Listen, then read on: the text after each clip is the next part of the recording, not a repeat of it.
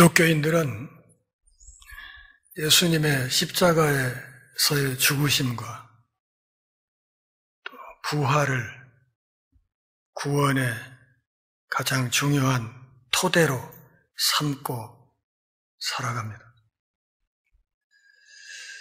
그런데 예수 그리스도의 십자가에서의 죽음은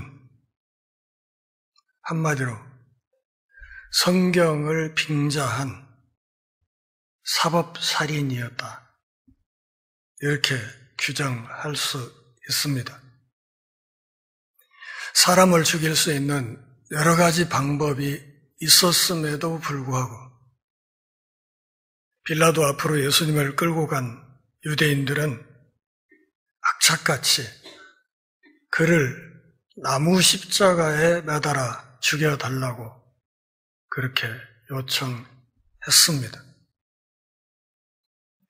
십자가에 못 박으라 했던 이유는 그 십자가에 쓰이는 재료가 목재였기 때문이고, 그렇게 해서 나무 십자가에 매달아 죽여달라 줄기차게 외쳤던 이유는 신명기 21장 23절에 근거해서 나무에 달린 자는 하나님의 저주를 받은 자이기 때문에 그가 구세주일 수 없다 하는 신학적인 논리를 세워서 나사렛 예수 사건을 마침표를 찍어버리고 싶었기 때문입니다. 돌로 쳐 죽일 수도 있었고 또 칼로 죽일 수도 있었음에도 불구하고 굳이 나무 십자가에 달아 죽이려고 애를 썼던 이유, 그것은 하나님의 말씀에 근거해서 나사렛 예수 사건을 종결짓고 싶었기 때문입니다. 우리 교단에서 제가 여성 안수 문제를 놓고 계속해서 총회에 여성 장로, 여성 안수, 여성 목사 안수 허용해야 된다고 주장을 하고 있는데, 그것을 막고 싶어 하는 사람들 역시도 성경 말씀에 근거해서 그들의 논리를 펼칩니다. 고린도전서 14장 34절에 여자는 교회에서 잠잠하라 하는 이 말, 그 말씀을 문자 그대로 해석하고 그리고 적용해서 여자들은 교회에서 입을 열면 안 되니까 안수는 안 된다 하는 논리를 펼치는 것입니다. 그런데 그들이 근거로 드는 고린도전서 14장 34절 바로 뒤 35절에 무엇을 물어볼 것이 있으면 집에 가서 자기 남편에게 물어보라 하는 말씀은 일부러 못 본 척합니다. 왜냐하면 그 말씀은 34절에서 말하는 여자가 보편적인 여성을 말하는 것이 아니라 유부녀라는 사실, 고린도 교회 안에서 예배 시간에 질서를 어지럽히는 특정 유부녀들 몇 사람을 가리킨다는 사실을 숨기고 싶기 때문에 그러는 것이고, 또 로마서 16장 7절 똑같이 바울이 썼던 편지에 유니아를 사도들 가운데 가장 탁월한 사람이라고 한 사도 바울의 이 말, 유니아라는 여성이 아주 탁월한 사도였다, 그는 나보다 믿음의 선배였다 하는 이 이야기는 아예 본 척도 하지 않습니다. 성경 말씀을 근거로 각자 입맛대로 성경을 해석하고 적용해서 남성 원론, 가부장적인 기득권을 유지하려는 목적을 갖고 있기 때문에 그렇습니다. 오늘 우리 시대만 그러는 것 아닙니다. 오늘 우리가 다루게 될 마태복음 12장 1절부터 8절까지 말씀도 잘 들여다보면 성경을 빙자해서 무언가를 반대하고 성경을 빙자해서 누군가를 공격하고 또 성경을 핑계대고 누군가를 정죄하는 이런 일이 예수님 당시에도 있었다는 사실을 알 수 있습니다. 다음 주에 이어서 살펴보겠지만 오늘 본문부터 시작되는 이 말씀은 예수님과 당시 유대교 지도자들 사이에 있었던 안식일 갈등을 다루고 있습니다. 안식일에 무슨 일을 해야 되느냐? 안식일에 그런 짓을 해도 되느냐? 하면 안 되느냐? 하는 이것을 가지고 첨예하게 논쟁을 한 것인데 표면으로 보기에는 예수님과 유대교 지도자들 사이에 신학적인 논쟁을 일으키는 것 같은데 그 이면에 숨겨진 동기와 목적은 나사렛 예수를 반대하고 예수를 제거하려는 그들의 속내가 아주 은밀하게 담겨 있었다는 사실을 알 수 있습니다. 1절 같이 한번 보실까요? 그때 예수께서 안식일에 밀밭 사이로 가실 때 제자들이 시장하여 이삭을 잘라 먹었다. 그때라는 말은 예수님의 인기가 한참 높아지던 시절의 끝, 이어서 예수님을 반대하는 세력이 점차 커지던 때를 말하는 것입니다. 이 사건이 어디에서 일어났는지 그 장소를 우리가 특정할 수는 없습니다. 그러나 본문 뒤에 있는 9절 말씀으로 미루어 볼 때 아마 예수님과 제자들 일행은 회당으로 향하던 길이었을 것이다. 이렇게 짐작할 수 있습니다. 예수님과 그 제자단이 회당을 향해서 가고 있을 때 제자들이 시장길을 느꼈습니다. 그래서 배고팠던 제자들이 길가의 밀밭에서 이삭 몇 개를 따서 비벼서 그것을 먹었습니다. 그리고 그 모습을 유대교 지도자들이 보았던 것입니다. 만약 이 사건이 예수님이 십자가에 돌아가시기 1년 전 6월절 무렵이었다고 한다면 오늘 본문에 있는 밀밭은 보리밭으로 번역하는 게 맞겠고 그리고 만약 그보다 조금 뒤인 오순절 직전 무렵이라고 한다면 그때는 밀을 수확하는 시기이기 때문에 밀밭으로 번역하는 것이 맞다고 생각합니다. 고지대에서는 그보다 약 한 달쯤 더 늦은 시기에 보리와 밀이 자라고 있었습니다.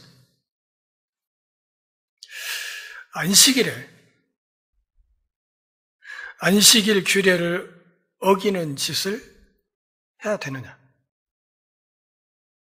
안식일에 배가 고픈 사람이 그 배고픔을 해결하는 몸짓을 해도 되느냐? 예수님의 제자들은 할 수 있다고 생각했고 유대교 지도자들은 그것을 하면 안 된다고 생각을 하고 있었습니다. 그러기에 예수님을 어떻게든 꼬투리 잡고 싶었던 유대교 지도자들의 입장에서 예수님의 제자들이 안식일에 회당을 향해 가다가 밀 이삭 혹은 보리 이삭을 몇 개 끊어서 비벼서 먹는 이 행위는 심각한 율법을 위반하는 사례라고 생각이 됐습니다. 그래서 2절에서 그렇게 말합니다. 바리새인들이 보고 예수께 말하되 보시오, 당신의 제자들이 안식일에 하지 못할 일을 하나이다.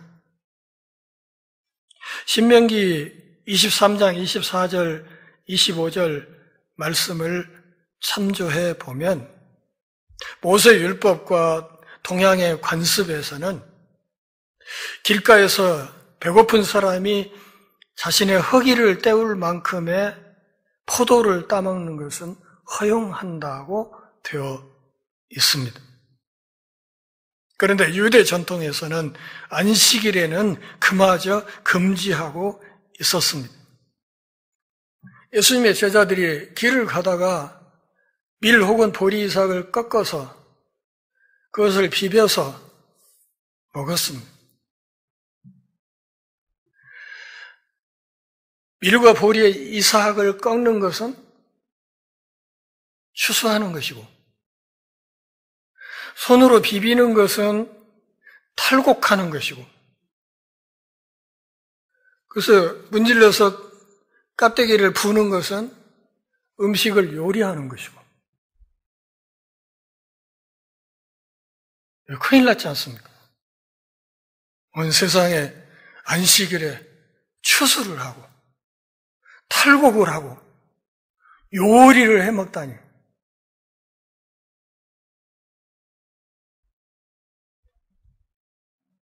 안식일 준수 명령보다 제자들이 배고픔을 더하는 이 행위가 덜 중요하다고 그들은 생각했습니다. 그런데 문제는 이 두 가지 다 율법의 일부였다는 사실입니다. 출애굽기 31장 14절 15절 그리고 민수기 15장 32절부터 35절까지 말씀을 보면 안식일 규례를 범하게 되면 어떻게 하라? 죽이라. 이건 죽여 마땅한 죄다. 이렇게 규정하고 있습니다.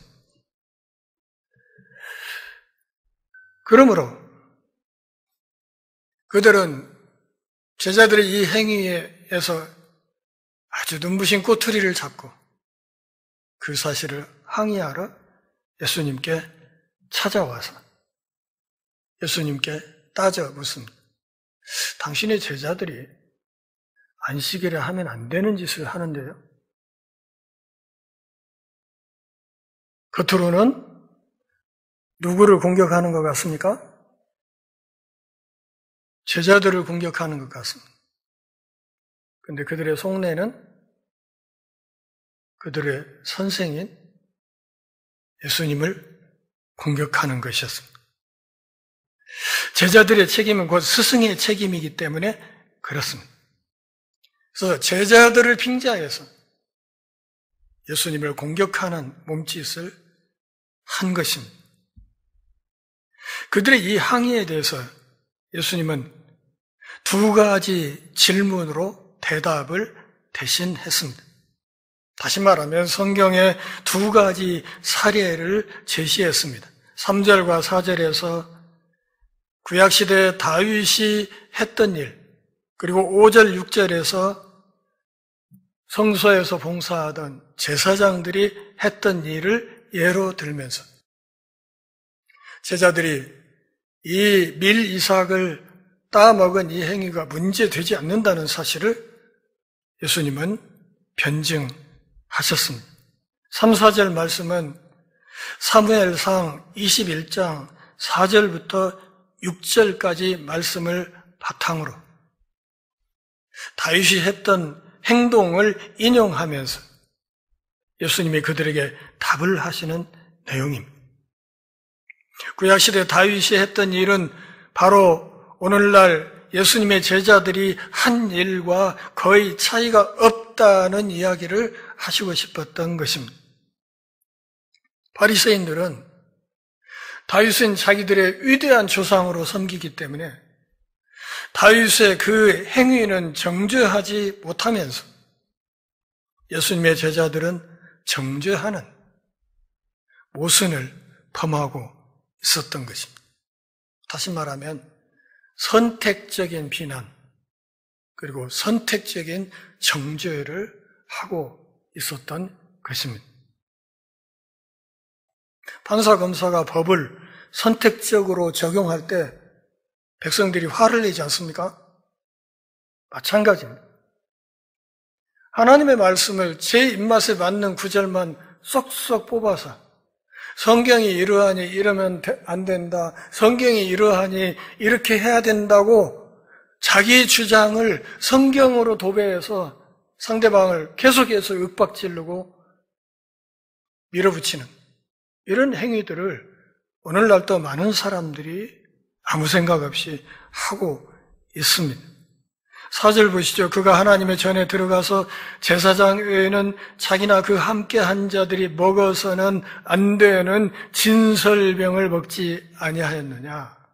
여기 진설병이라는 말은 성소에 있는 순금 상 위에 이렇게 늘어놓은 떡을 말하는 거예요.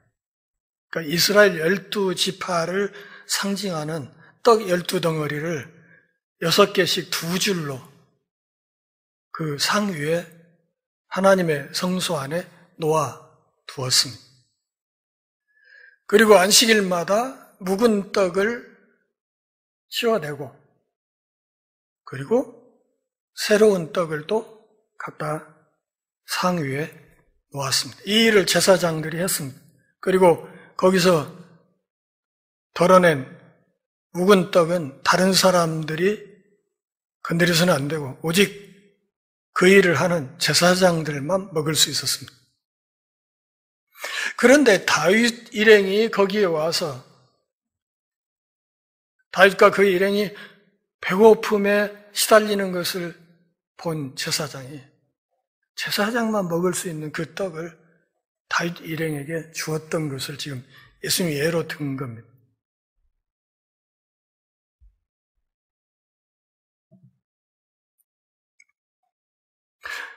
이 진설병은 하나님께 드리는 제물, 이스라엘 전체가 하나님께 드려지는 제물로서의 삶을 살아야 한다는 그런 뜻이었습니다. 사무엘상 21장 1절 말씀을 보면 다윗이 자기를 죽이려는 사울 왕을 피해서 도망치던 때 놉 땅의 제사장 아히멜렉을 찾아간 기록이 있습니다. 거기에서 제사장이 시장한 다윗 일행에게 하나님 앞에 드려졌던 그 떡을 주어서 그들이 그것을 먹었습니다. 다윗 일행은 생명을 유지하는 더 높은 율법을 따랐기 때문에 제사장만 먹어야 되는 그 떡을 제사장이 아닌 다윗과 그 일행이 먹은 것이, 다시 말하면 그 율법을 어긴 것이 정당했다는 사실을 예수님이 변증한 것입니다. 다음 주에 다루겠지만 마태복음 12장 10절, 11절 말씀도 보면 똑같은 상황이 전개돼요. 귀신 들려서 말도 못하고 듣지는 못하고 하는 사람을 데리고 왔을 때 안식일에 이 사람을 고쳐도 되느냐 마느냐 가지고 또 예수님에게 시비를 겁니다. 병자를 고치는 게 중요한 게 아니라 이것을 안식일에 해도 되느냐 안 되느냐 가지고 따진 거예요.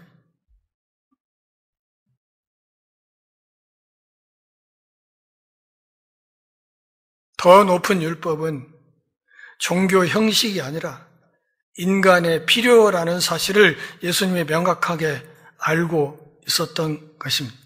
그래서 마가복음 2장 27절에서는 명확하게 말씀을 하십니다. 안식일은 사람을 위하여 있는 것이지 사람이 안식일을 위해서 있는 것이 아니다.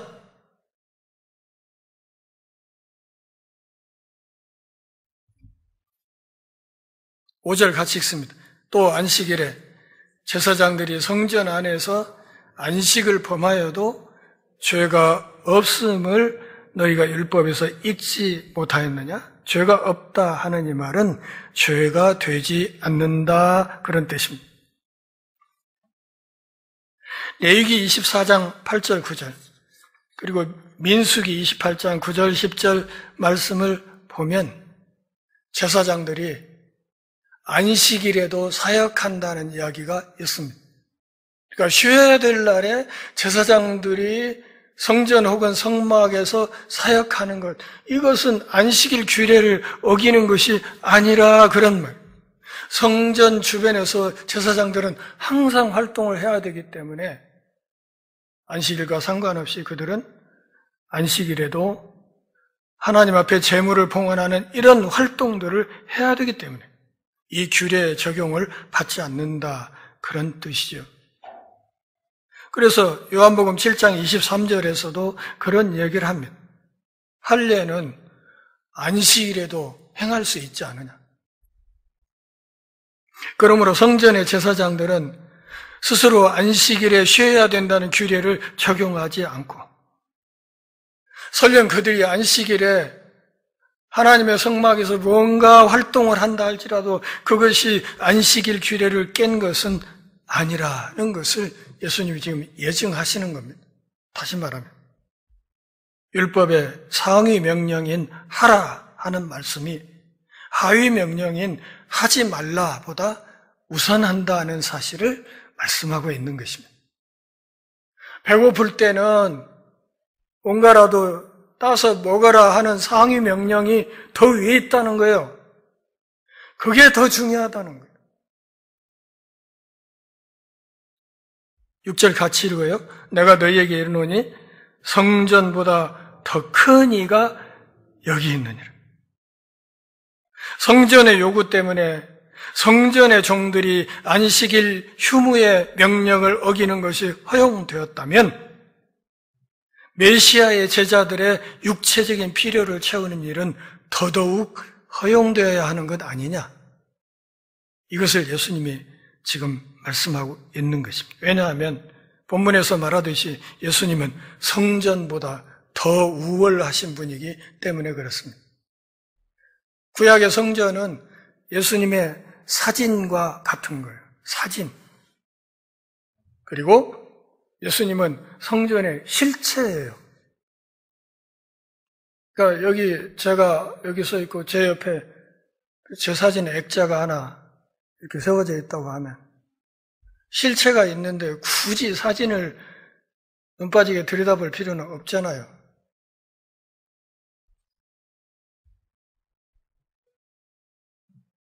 그분은 성전보다 우월하신 분이시다. 그럼 마태복음 26장 61절, 27장 40절, 요한복음 2장 19절부터 22절까지의 성전과 예수님의 관계를 묘사한 성경 구절들이 있습니다. 하나님은 구약의 성전보다 훨씬 더 큰 방식으로 나사렛 예수님 안에 거하고 계셨다는 이야기를 하는 것입니다. 예전에 성전의 일꾼들에게 의무적인 휴식이 없었듯이 예수님의 제자들에게도 안식일 규례는 적용할 수 없다는 것이 예수님의 대답이었습니다. 그렇다면 내 제자들이 회당을 향해서 가는 길에 밀리삭 조금 따서 비벼서 먹은 걸 가지고 율법을 어겼네 마네 신성 모독이네 뭐네 제자들을 공격하고 제자들을 빙자해서 나를 공격하고 하는 너희들의 그 이야기는 엄밀히 말하면 율법을 빙자한 무고죄다 이렇게 말씀하시는 겁니다.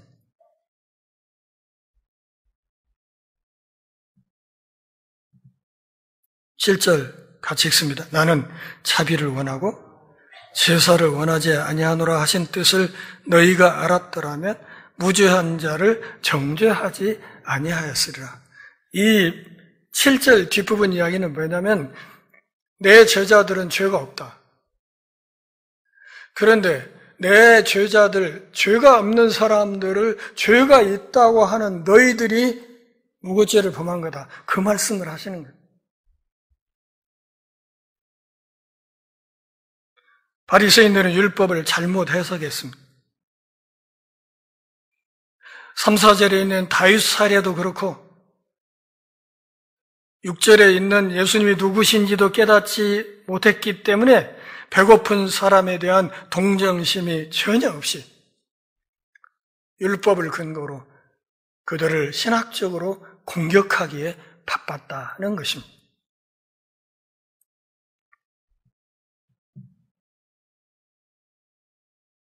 호세아서 6장 6절 말씀을 7절에서 인용하셨습니다. 하나님은 신앙적인 형식을 준수하는 것보다 자비에 기반한 하나님의 은혜와 사랑을 더 원하시는 분이시다.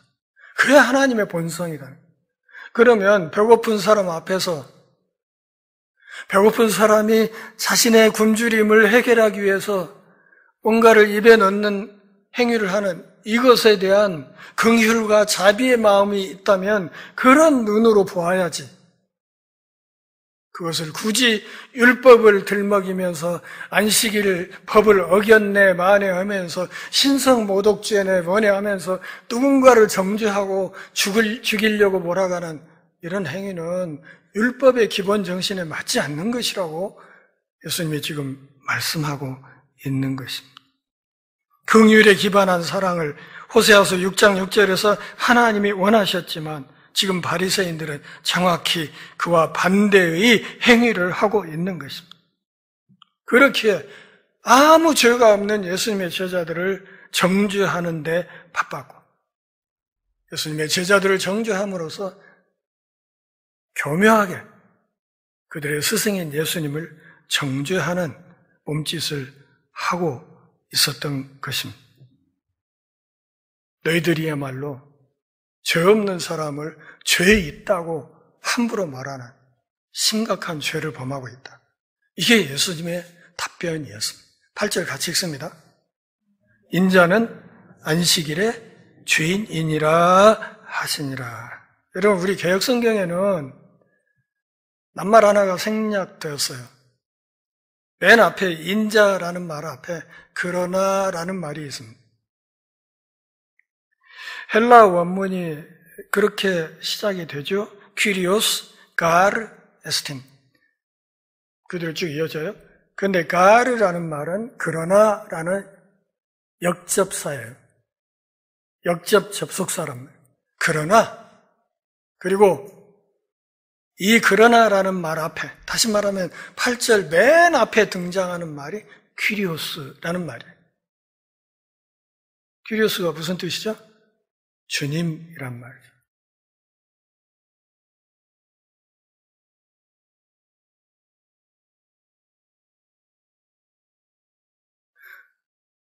죄인이다. 그러나 인자인 나는 그런 말이에요.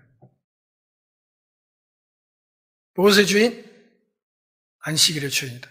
그러니까 성경 원어에서는 이 죄인이란 말이 극단적으로 강조되어 있다는 것을 알 수 있습니다. 인자이신 그분, 예수님이 누구냐? 주인이다, 안식일에. 이런 말이에요. 안식일의 주인은 나다. 주인인 내가 괜찮다는데 푼 종놈들이 이렇게 말이 많아. 그런 얘기죠.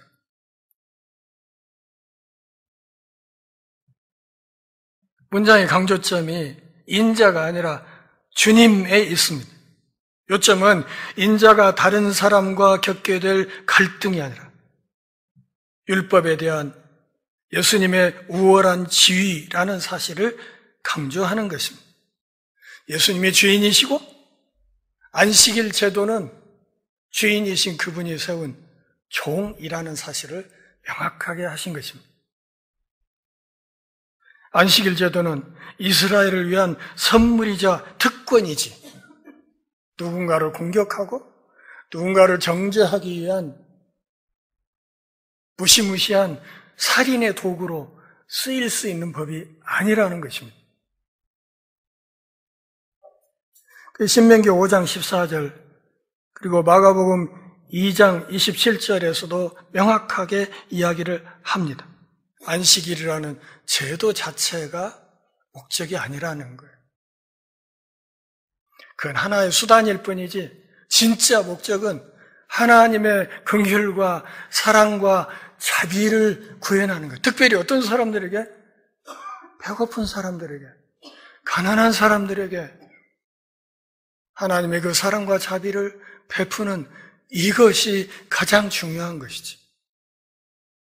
그 제도를 어떻게 지키느냐 하는 것이 중요한 것은 아니다. 그런 말. 예수님의 대답은 이런 것입니다. 바리새인들, 당신들은 내 제자들보다 성경을 더 잘 알고 있지 않은가? 그렇다면 성경이 말하는 자비의 눈으로 내 제자들의 행동을 보아야 하지 않겠는가? 그렇다면 내 제자들을 이렇게 무참하게 비난할 수는 없을 것이다. 본문에 써지지는 않았지만 예수님의 말씀은 다른가? 성경 공부 똑바로 해라. 성경 공부 똑바로 해라.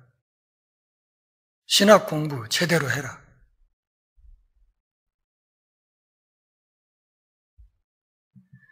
해방신학자인 김근수 박사는 이런 얘기를 했습니다. 지구가 태양을 중심으로 돌듯이 기독교는 가난한 사람을 중심으로 움직여야 한다. 그리고 이런 주장에 비추어 보면 오늘 예수님과 그 제자들을 공격하는 바리새인들의 이 주장이 얼마나 형편없는 것인지 그것을 분명히 알 수 있습니다. 우리가 살아가면서 성경을 선택적으로 인용할 때가 참 많습니다. 제가 신학대학원을 다닐 때 우리 교단 총회에 문제가 많아서 신대원 학생들이 시위를 했습니다. 총회 현장에 쫓아가기도 하고 총회 회관 점거하기도 하고 막 시위를 했어요.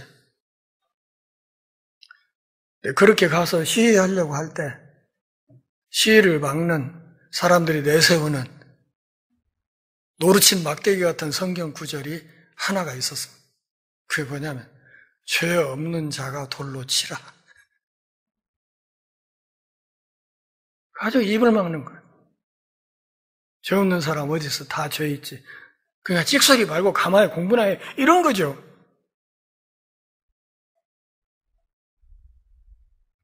성경을 빙자해서 하나님의 정의를 짓밟으려는 몸짓을 서슴지 않는 사람들도 많이 보았습니다. 그것 자체가 신성모독죄라는 사실을 꿈에도 생각지 않습니다. 그렇게 우리가 하나님의 말씀을 제대로 배우고 제대로 익히고 중요한 일입니다. 그보다 더 중요한 것은 그렇게 제대로 배운 말씀대로 살아가는 것입니다. 그 말씀대로 살아가느냐 여부로 내가 하나님의 백성이냐 아니냐가 판가름 되는 것입니다. 성경 공부를 똑바로 하고 성경대로 살아가는 삶을 차근차근 다져 가실 수 있기를 바랍니다. 어떤 경우에도 내 입맛대로 성경을 추려서 그 성경을 빙자해서 하나님의 뜻에 반하는 어떤 짓을 하는 신성모독의 죄를 함부로 범하면 안 됩니다.